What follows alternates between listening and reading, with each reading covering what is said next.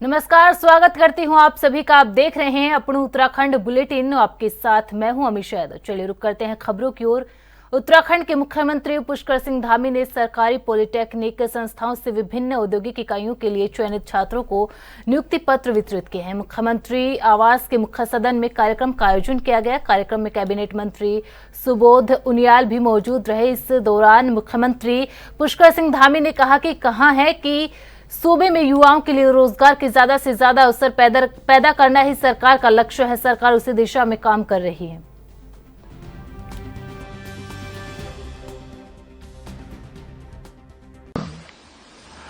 और आज जिनके निमित्त ये नियुक्ति पत्र प्रदान करने का समारोह यहां पर हो रहा है, ऐसे मेरे सभी नियुक्ति प्राप्त करने वाले छात्र एवं छात्राएं, मैं सबसे पहले तो आप सबका, आप में से बहुत सारे लोग ऐसे होंगे और मैं कह सकता हूं कि अधिकांश 95% से ज्यादा जो हमारे नियुक्ति प्राप्त करने वाले नवोदित और उदयमान प्रतिभागी हैं, वो सारे के सारे पहली बार यहां आए होंगे। पहली बार ही आए ना? कितने लोग इसके अंदर पहली बार आए हैं?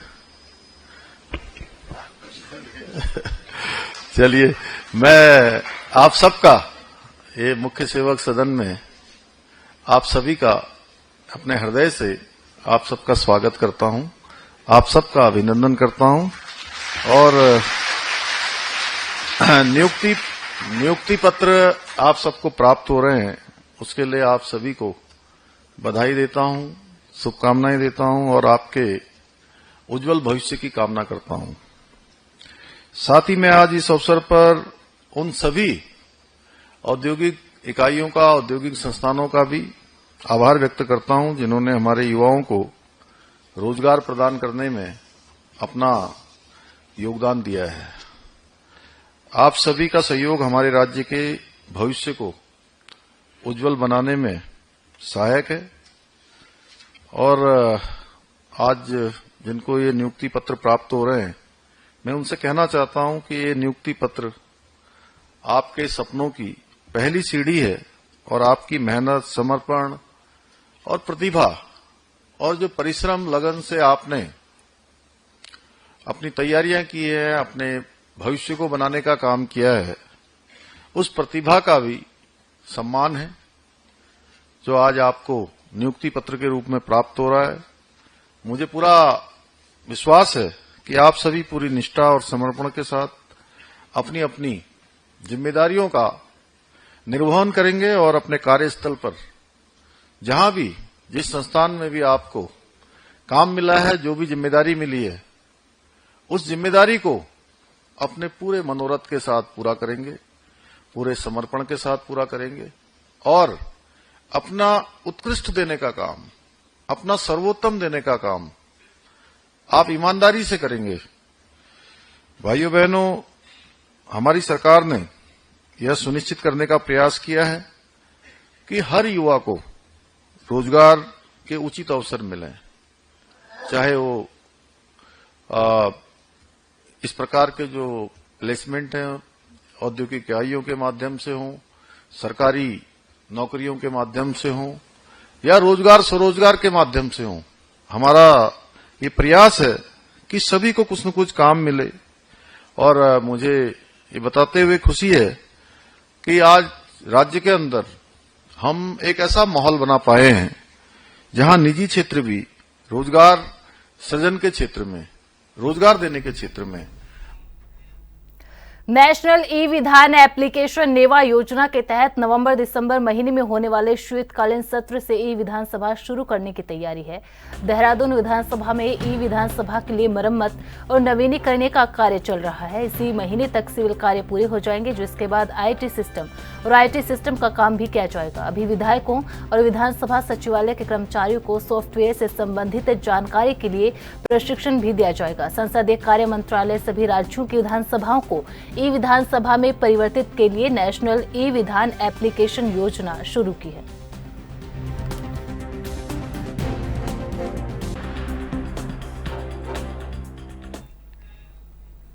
उत्तराखंड में लोकसभा चुनाव और 2 विधानसभा सीटों पर उपचुनाव के बाद राजनीतिक पार्टियों में मंथन का दौर भी शुरू हो गया है।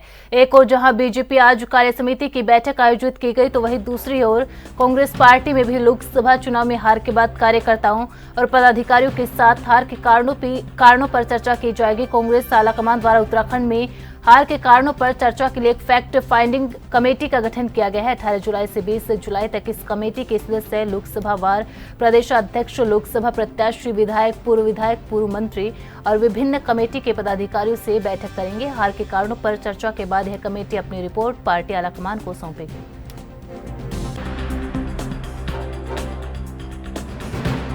देखिए, केएल पुनिया जी और मिसेस पटेल यहाँ आ रही हैं और दोनों वरिष्ठ कांग्रेस के नेता हैं। एक तो सांसद हैं, पुनिया साहब भी रहे हैं बड़े पदों में।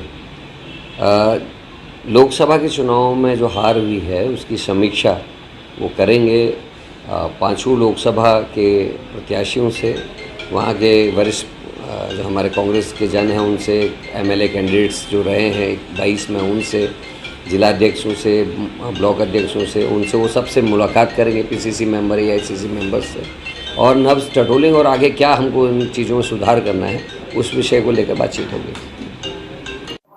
देखिए, उत्तराखंड की जनता ने एक बार नहीं अनेकों बार कांग्रेस को नकारा है और उत्तराखंड की जनता ने भारतीय जनता पार्टी को अपना पूरा समर्थन दिया है, चाहे हम लोकसभा की बात करें चाहे विधानसभा चुनाव की बात करें। और कांग्रेस चाहे जो भी करे, वो हालांकि उनकी अपनी अंदरूनी मामला है, उनको समीक्षा हर पार्टी को करनी भी चाहिए अपनी, लेकिन कुछ हासिल होने वाला नहीं है कांग्रेस को, क्योंकि उत्तराखंड की जनता हमेशा बीजेपी के साथ रहेगी और आगे भी रहने वाली है। स्वास्थ्य मंत्री डॉक्टर धन सिंह रावत ने उप जिला चिकित्सालय का औचक निरीक्षण कर वहां की व्यवस्थाओं की जानकारी ली। इस दौरान उन्होंने स्टाफ क्वार्टर का भी निरीक्षण किया और अधिकारियों को व्यवस्थाएं सुधारने के निर्देश दिए। स्वास्थ्य मंत्री के औचक निरीक्षण के बाद अस्पताल प्रशासन द्वारा उन्हें अस्पताल में कमियों की जानकारी दी और उन्हें शीघ्र पूरा करने का आग्रह किया, जिस पर स्वास्थ्य मंत्री द्वारा आश्वासन दिया गया कि अस्पताल में किसी भी प्रकार की कमी नहीं होने दी जाएगी और सरकार लगातार प्रदेश में अस्पतालों की स्थिति सुधारने का कार्य कर रही है।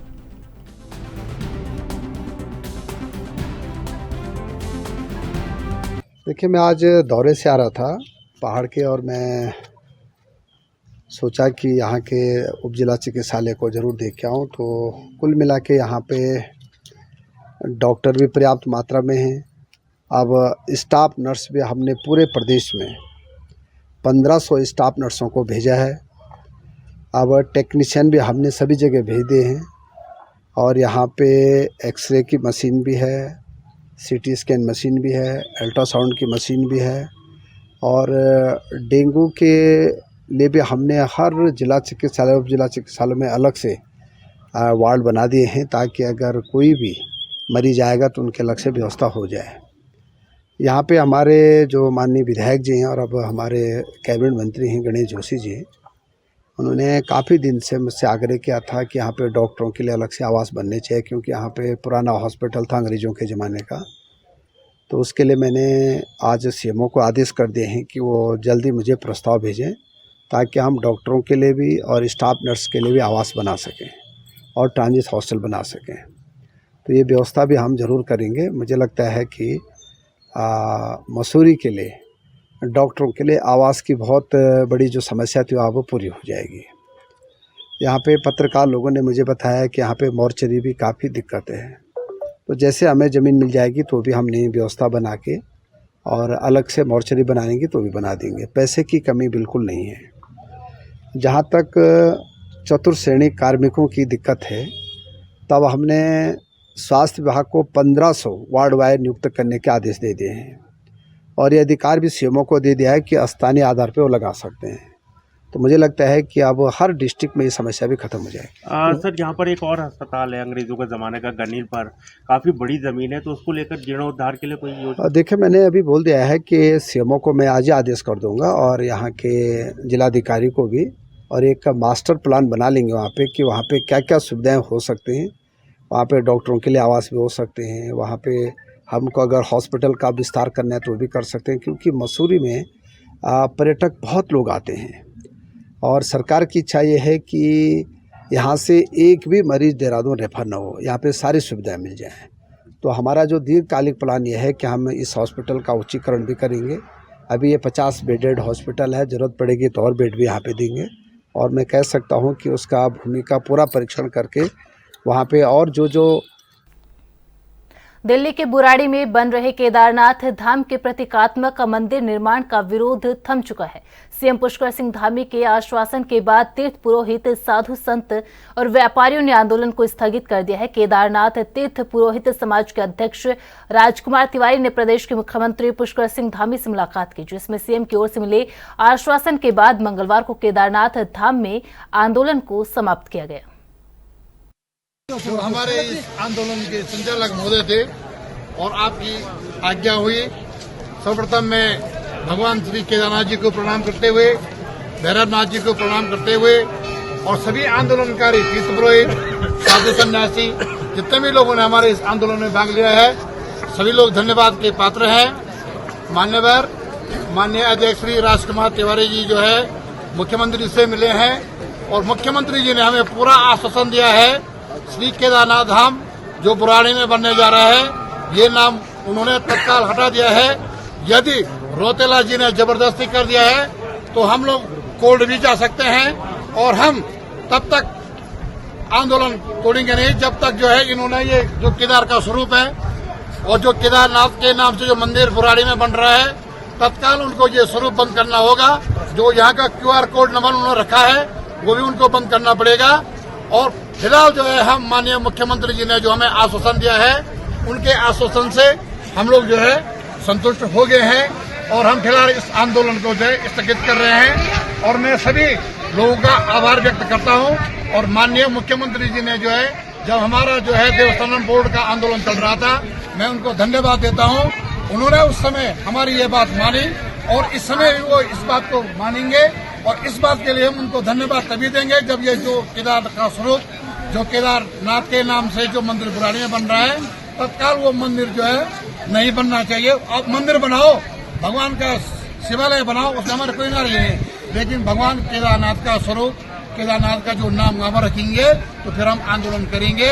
मैं सभी लोगों का तहे दिल से स्वागत अभिनंदन करता हूं और अपने माननीय मुख्यमंत्री जी का तहे दिल से स्वागत अभिनंदन और धन्यवाद देता हूं और अपने अध्यक्ष जी को भी धन्यवाद देता हूं, जिन्होंने जो विषम परिस्थिति में आजकल देख रहे हैं पत्थरों की बारिश हो रही है, वो इतनी कठिन परिस्थिति में जो है देहरादून में गए और उन्होंने माननीय मुख्यमंत्री जी से वार्ता की है और फिलहाल के लिए जब तक वो यहाँ पर नीलकंठ मंदिर और कावड़ क्षेत्र में सुरक्षा और अन्य व्यवस्थाओं को जांचने के लिए एसएसपी लोकेश्वर सिंह खुद ग्राउंड जीरो पर पहुंचे।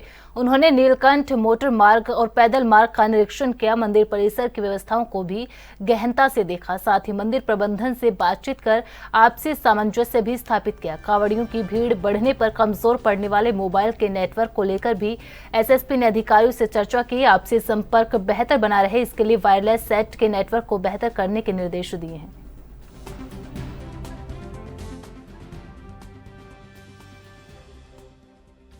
22 जुलाई से जो आगामी नीलकंठ महादेव में जो कावड़ यात्रा का जो शुरुआत होने वाली है, उसका आज हमारे द्वारा निरीक्षण किया गया है, जिसमें हम लोगों ने जो वाहन के थ्रू आते हैं हमारे कावड़ी और जो पैदल कावड़ी आते हैं, दोनों ही मार्गों की हम लोगों ने व्यवस्थाएं देखी हैं और साथ ही साथ मंदिर परिसर और उसके आसपास की व्यवस्थाओं का भी निरीक्षण किया है, जिसमें एक तो जो हमारा ट्रैफिक प्लान है उसको हम लोगों ने कहाँ पे पार्किंग होनी है, कहाँ से हमारी डाइवर्जन इन प्लेस होनी है और कहाँ हमारे को स्टैगर करना है, वो सब उसकी व्यवस्थाएं हम लोगों ने देखी हैं। साथ ही साथ हमारे जो घाट हैं वहाँ पे कहाँ किन घाटों में कितनी डिप्लॉयमेंट करवानी है, वो सब हम लोगों ने व्यवस्थाएं देखी हैं। इसी के साथ साथ जो हमारे रैन बसेरों का रैन बसेरे लगते हैं, कई लाइटिंग की, CCTVs की, इस तरह की सभी व्यवस्थाओं का निरीक्षण किया है, जिसमें काफ़ी काम हो चुका है और कुछ काम अभी जो है कुछ विभागों के द्वारा जो किया जाना है वो अभी छूट रहा है, जो कि अगले 4 दिन में हमारे द्वारा इनपुट दिया जाएगा अन्य विभागों के साथ और अन्य अधिकारियों के साथ बातचीत कर। खबरों का सिलसिला यूं ही जारी रहेगा। रुकते हैं एक छोटे से ब्रेक के लिए।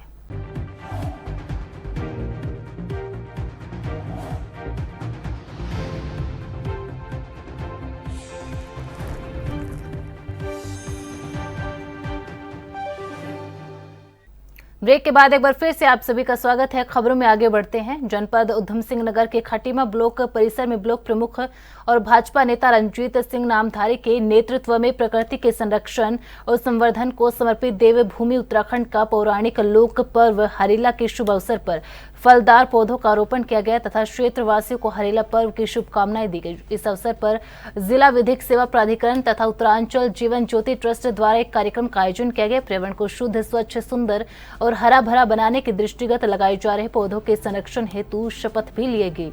साथ ही एक जुलूस का आयोजन कर आम जनता को अधिक से अधिक वृक्षारोपण करने हेतु जागरूक और प्रेरित किया गया।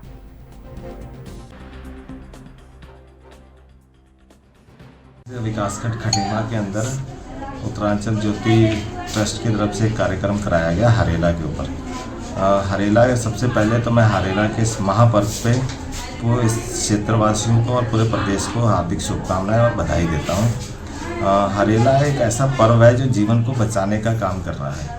आज उत्तराखंड में तो मना ही रहे हैं हम लोग हरेला पर्व, पूरे संसार में इस हरेला पर्व को मनाया जा रहा है ताकि आने वाला जीवन और जो बच्चों का भविष्य है इसको बचाने का काम किया जाए। बचाने के लिए अगर हमारे पास कोई भी साधन है तो एक पेड़ है। पेड़ के माध्यम से ही हम अपने जीवन को बचा सकते हैं, तो पेड़ अवश्य लगाएं। और ज्योति ट्रस्ट एक अच्छा काम कर रही है, इस क्षेत्र में जनता को जगाने का काम कर रही है, गरीबों का दुख दर्द में काम कर रही है। ट्रस्ट के द्वारा बहुत से ऐसे काम किए जा रहे हैं जो जनता के हित में किए जा रहे हैं, तो ट्रस्ट को भी दिल की गहराइयों से मैं बहुत बहुत बधाई और शुभकामनाएं देता हूं।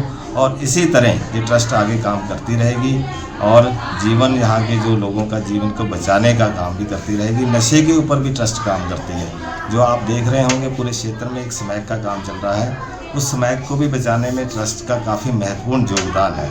तो इसी तरह ये ट्रस्ट काम करती रहेगी। उस ट्रस्ट के साथ पूरा विकासखंड और मैं प्रमुख ट्रस्ट के साथ हमेशा खड़ा हूँ और खड़ा रहूँगा। सर्वप्रथम मैं जो है उत्तरांचल जीवन ज्योति ट्रस्ट के समस्त पदाधिकारियों और समस्त इसमें जो सदस्य हैं उनको मैं धन्यवाद देना चाहूँगा कि आप सबके सहयोग के माध्यम से आज ये कार्यक्रम ब्लॉक सभागार में जो है ब्लॉक प्रमुख जी की उपस्थिति में संपन्न हुआ और एक शपथ ली गई कि जो हम पेड़ पौधे लगा रहे हैं, जो फलदार वृक्ष लगा रहे हैं, उसको संरक्षित करना है और अपने पुत्र की तरह, अपने बच्चों की तरह, अपने परिवार के सदस्यों की तरह उनको संरक्षित करेंगे, जिससे कि आने वाले समय में ये पेड़ पौधे आगे बढ़ें और हमें संरक्षित करें।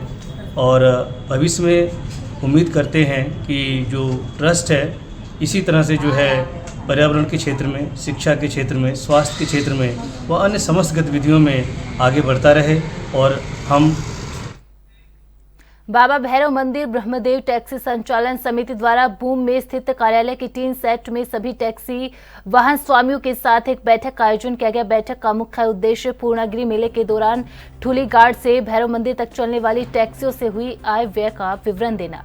वहीं यूनियन सचिव सुरेश सिंह महर द्वारा पूर्णागिरि मेले में कई आय व्यय का ब्यौरा दिया गया, जिससे पूर्व अध्यक्ष मोहित कनवाल और कुछ टैक्सी स्वामी संतुष्ट नहीं दिखे, जिसके चलते बैठक का माहौल गर्म हो गया और बात इतनी बड़ी हो गई कि बैठक में मौजूद यूनियन संरक्षक गणेश सिंह महर और पूर्व अध्यक्ष मोहित कनवाल एक दूसरे के साथ धक्का मुक्की पर उतारू हो गए, जिस कारण वर्तमान अध्यक्ष आनंद सिंह महर और अन्य पदाधिकारियों को बैठक स्थगित करनी पड़ी।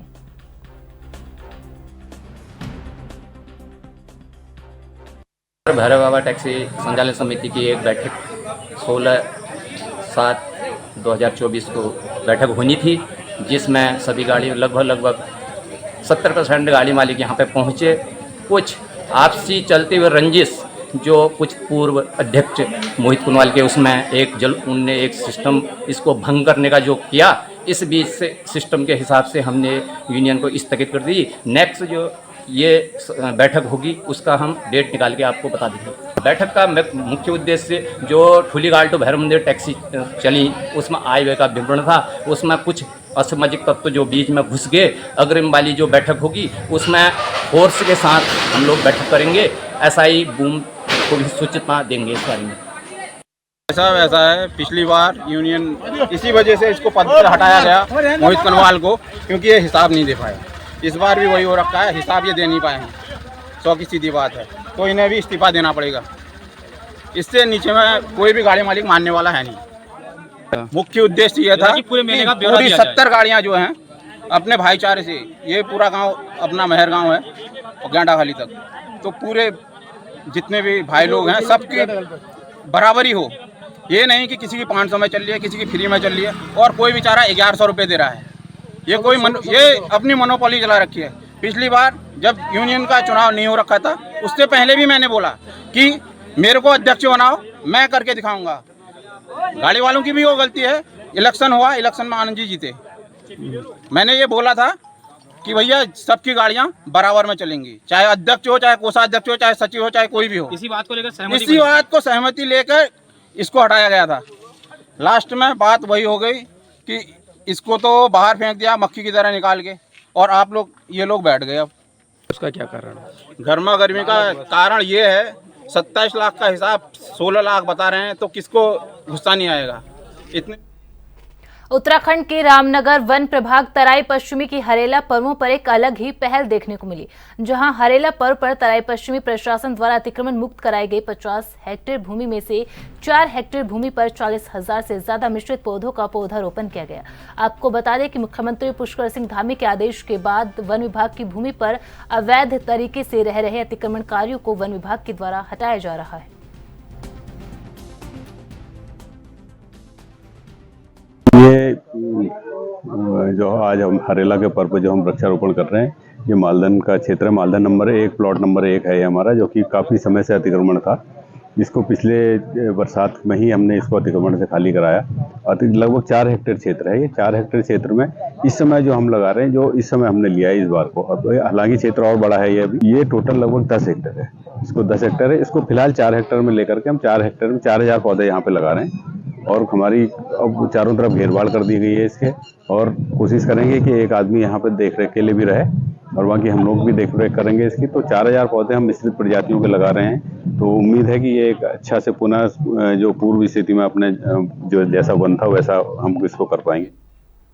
राज्य के मदरसों में राष्ट्रीय शैक्षिक अनुसंधान एवं प्रशिक्षण परिषद NCERT पाठ्यक्रम पढ़ाया जाएगा। मदरसों में पढ़ाए जा रहे आधुनिक विषय जैसे गणित, सामाजिक विज्ञान, कंप्यूटर विज्ञान और हिंदी में यह पाठ्यक्रम लागू किया जाएगा। उत्तराखंड मदरसा शिक्षा परिषद के अध्यक्ष मुफ्ती शमून कासमी ने बताया कि उत्तराखंड मदरसा शिक्षा बोर्ड के निर्णय के बाद शासन स्तर पर इसकी तैयारी की जा रही है। उत्तराखंड में 415 मदरसे रजिस्टर्ड है, वहां पर NCERT कोर्स को लागू किया गया है। आने वाले समय में मदरसे मुख्यधारा से जुड़ेंगे और किसी भी षड्यंत्र का शिकार नहीं होंगे। उन्होंने बताया कि मदरसों के बच्चे संकल्प लेंगे, चाहे वह गौरक्षा बचाने का अभियान हो, पर्यावरण बचाने का अभियान हो, गंगा बचाओ अभियान हो, इन सब अभियानों में मदरसों के बच्चे और लोग उसमें शामिल होंगे, ऐसा हमारा संकल्प है।